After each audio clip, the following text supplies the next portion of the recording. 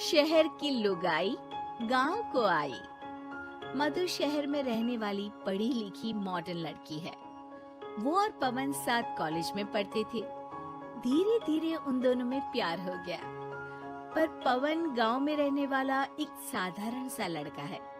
मधु के पिता हमेशा उसे ये बात कहकर ताना देते हैं। तुम वहाँ गांव में कैसे एडजस्ट करोगी? शादी करके तुम गांव तो चली जाओगी, पर अपनी सारी मॉडर्न सोच और चीजें यहाँ शहर में ही रख कर जाना। ये सुनकर मधु को बहुत गुस्सा आता है। तो क्या हुआ अगर वो लोग गांव के हैं? मैं वहाँ जाकर उस घर को बिल्कुल शहर की तरह बना दूंगी। शाम होते ही मधु पवन को वीडियो कॉल करती है। अच्छा हुआ तुमने वीडियो कॉल कर लिया। आओ, मैं तुम्हें आज अपनी माँ से मिलाता हूँ। अरे बिट्टू, क्या कर रहा है? ये क्या है? दूर करना इस टुनटुने को। जाने कौन दिख रहा है इसमें तो। अरे माँ, आपकी बहू का वीडियो कॉल है। आप इसमें अपनी बहू से आमने सामने बात कर सकती हैं। नमस्ते माँ जी, कैसी हैं आप? अरे जका, ये बहू ने अपने कानों में क्या लगाया है? जका से झुमके हैं। झुमके नहीं माँ जी, इन्हें ईयरफोन्स कहते हैं। इससे सामने वाले की आवाज और अच्छे से आती है। मैं आपको भी ला कर दूंगी। अरे नहीं नहीं, हमें नहीं ना चाहिए। हमारे कान बिल्कुल ठीक है। हाँ। माँ जी की ये बातें सुनकर मधु को अपने पिता की बातें याद आ जाती है और वो उसी वक्त ये ठान लेती है कि वो अपने ससुराल को एकदम मॉडर्न ससुराल बनाकर रहेगी। कुछ दिन बीत जाते हैं। पवन और मधु की शादी हो चुकी है। आज मधु का अपने ससुराल में पहला दिन है। माँ जी, मैं आपके लिए एक तोहफा लाई हूँ। अरे इतना बड़ा तोहफा! अरे क्या लाई है रे इस बड़े से बक्से में? मधु बॉक्स खोलती है। ये क्या है? ये वैक्यूम क्लीनर है। मैंने आपको झाड़ू लगाते हुए देखा तो सोचा अब आपका काम आसान हो जाएगा।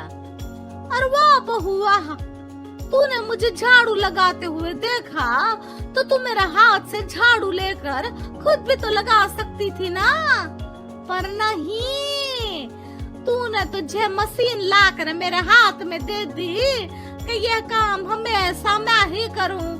ये आजकल की शहरी छोरियां बिल्कुल नहीं बदलेगी। मधु को मन ही मन गुस्सा आता है, पर फिर भी अपना गुस्सा भूलकर मधु माँ जी को वैक्यूम क्लीनर इस्तेमाल करना सिखाती है। अगले दिन मधु सुबह उठती है तो ये आंगन में से कैसी आवाजें आ रही हैं? मधु दौड़ती दौड़ती आंगन में जाती है और देखते ही चौंक जाती है।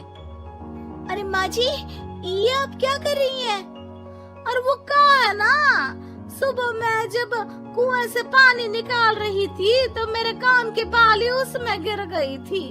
तो ये तेरा वैक्यूम ना सारी चीजें अपनी तरफ खींच लेता है ना, तो मेरी बाली भी तो निकाल ही देगा।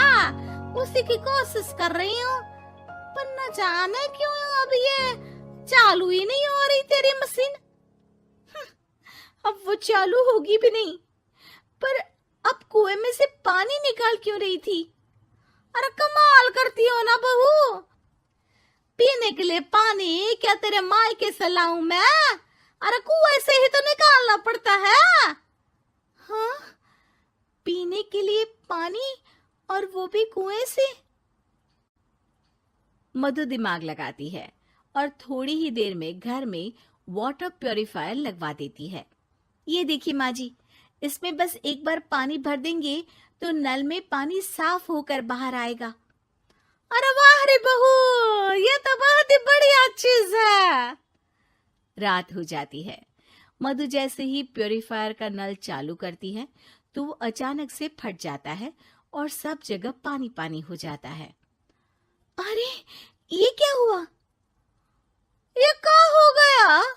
मैंने तो बस इसमें उबला हुआ पानी डाला था, ये इतनी जल्दी खराब हो गया। अरे ये सारी शहरी चीजें होती है कबूरी। क्या आपने इसमें उबला पानी डाला था? हाँ तो फिर पानी तो तभी साफ होगा ना जब उसे उबालेंगे। ये मशीन का कोई जिन है जो हमने जो बोला वो कर देगी है? मधु को बहुत गुस्सा आता है।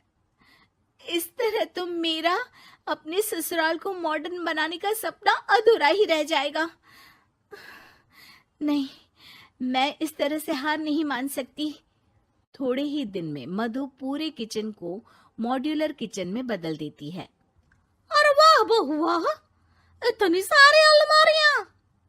माँ जी मॉड्यूलर किचन देखकर बहुत उत्सुक हो जाती है। ये बक्सा का है। बहू ने शायद गलती से इसे यहाँ रसोई में रख दिया है, पर है तो ये बहुत ही बढ़िया। अगले दिन सुबह, अरे मायरी क्या हो गया? मैं तो बर्बाद हो गई। मेरी सारी पूंजी जलकर राख हो गई। हे राम, अब मैं क्या करूं?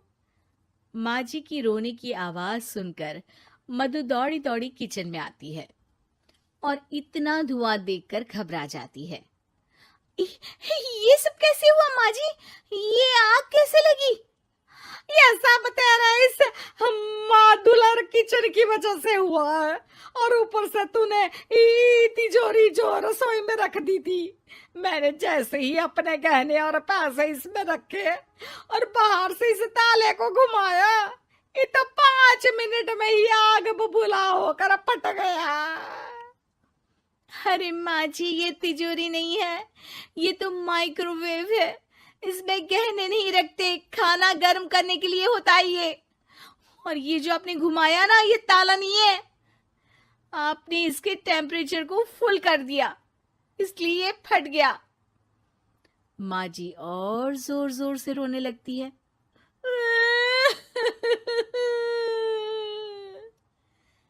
मधु सर पीट लेती है और कसम खाती है कि अब ससुराल को मॉडर्न बनाने की कोई कोशिश नहीं करेगी। मुझे माफ कर दीजिए माँ जी, आप जैसी हैं वैसी ही ठीक है। मधु को अपने पिता की कही बात याद आ जाती है और मधु वापस घर और किचन को पहले जैसा ही कर देती है।